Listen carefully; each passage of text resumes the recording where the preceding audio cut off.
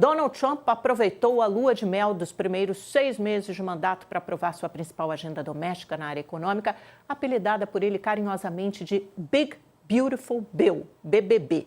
Um pacote maciço de corte de impostos para os mais ricos e corte de gastos que vai tirar dos mais pobres.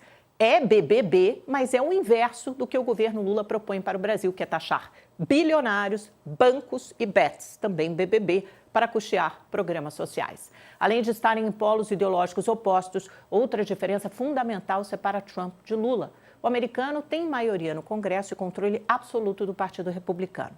As defecções foram atropeladas e obrigadas a se vergar ao estilo imperial do presidente, que conta com a legitimidade recente das urnas para impor sua agenda de campanha. De lindo, o pacote não tem nada. Vai acrescentar mais de 3 trilhões de dólares à dívida pública nos próximos 10 anos nos Estados Unidos e tirar quase 12 milhões de pobres da assistência gratuita de saúde, o Medicaid.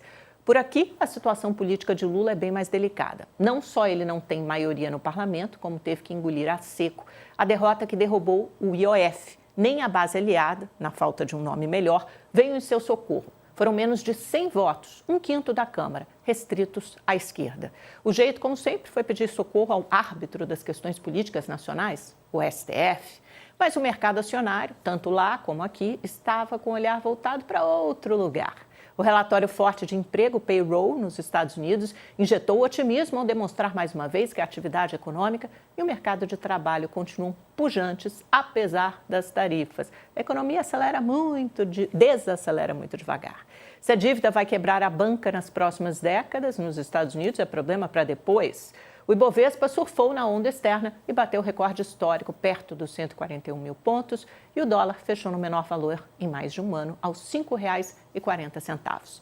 A economia por aqui, apesar da crise fiscal, também dá seus sinais de força. A atividade desacelera aos poucos, a inflação desacelera bem aos poucos, o mercado de trabalho continua aquecido e os salários na máxima histórica garantem o consumo. Por enquanto, a crise é de natureza fiscal e é a política que tem que dar a resposta para que ela não se alastre para o restante da economia. Será que eles, os nossos nobres políticos, são capazes? Gente, ano que vem tem eleição. É bom eles darem alguma resposta a contento. Vamos dar uma olhada no payroll, relatório de emprego dos Estados Unidos. Olha como veio forte, postos de trabalho fora do setor agrícola. Veio 147 mil geração. Esse é o número de vagas abertas em junho, bem acima das projeções que indicavam abertura de 110 mil e ainda um pouco acima do registrado em maio. E a taxa de desemprego, com isso, caiu de 4,2% para 4,1%, perto das mínimas históricas, super baixo nos Estados Unidos. Eu vou chamar um intervalo muito rápido para quem nos acompanha pela televisão, mostrar mais alguns indicadores para quem fica conosco pelo YouTube, mas porque eu quero reunir todos os nossos públicos para a gente acompanhar dentro de poucos instantes a entrevista sobre o cyberataque ali ao sistema lá do Banco Central e das instituições financeiras que provêm esse acesso, tá bom? Então é muito curtinho, fiquem aí que a gente já volta. Para quem continua conosco pelo YouTube, a próxima tela é sobre o mega projeto de Donald Trump, o Big Beautiful Bill, BBB. Aqui tem o BBB tem sinal inverso, né? Bancos, bets e bilionários, a taxação que Lula propõe.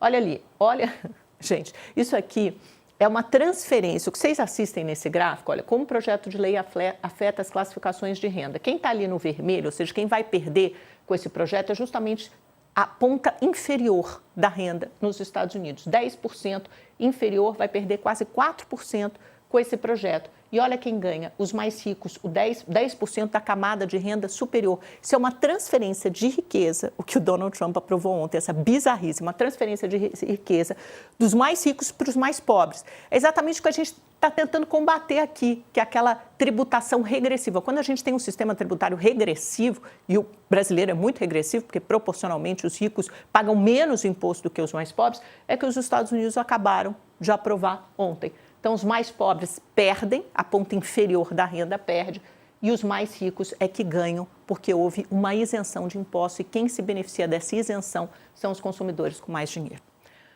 Vamos às bolsas, como elas estão sendo negociadas hoje. A Ásia já fechou, Tóquio subiu um pouquinho, 0,09, Hong Kong queda de 0,64, China subiu 0,32, vamos para a Ásia, as negociações por lá estão abertas. Lembrando que o mercado americano, que é o grande sinalizador, está fechado. Hoje é 4th of July, 4 de julho, dia da independência, feriado por lá. Ontem fechou mais cedo e hoje não funciona.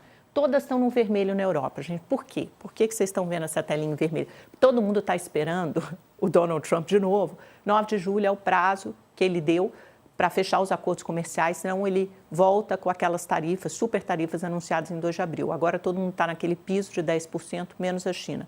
E ele já vem repetindo nos últimos dias que a partir de hoje começa a mandar as primeiras cartas anunciando ou notificando os países que não chegaram a um acordo comercial que eles terão as suas tarifas elevadas. De quanto serão essas tarifas? Só Deus e Trump sabem. Mas é algo em torno, se não for de 10%, pode ser de 20%, pode ser de 60%, chegar até 70% de acordo com o próprio Trump. O Vietnã, por exemplo, chegou a um acordo, eles vão ter uma tarifa de 20%, antes era 46%, negociaram para 20%. E vamos ver como é que ficou o Brasil no meio disso tudo, lembrando que a gente está no piso de 10%, então a gente está na zona menos pior.